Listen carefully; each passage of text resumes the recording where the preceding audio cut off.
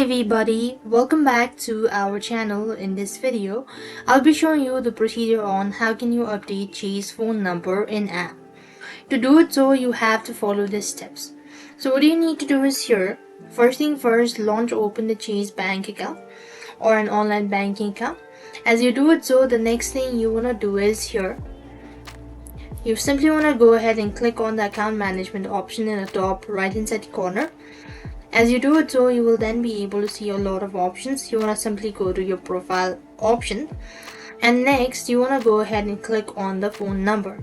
There you could go ahead and click on the edit button or an update, and once you do it so, you could go and replace the new phone number, verify it, all that, and that is basically how you could update Chase phone number in app. That is how it actually works. I hope the video was helpful. Make sure to like, share, and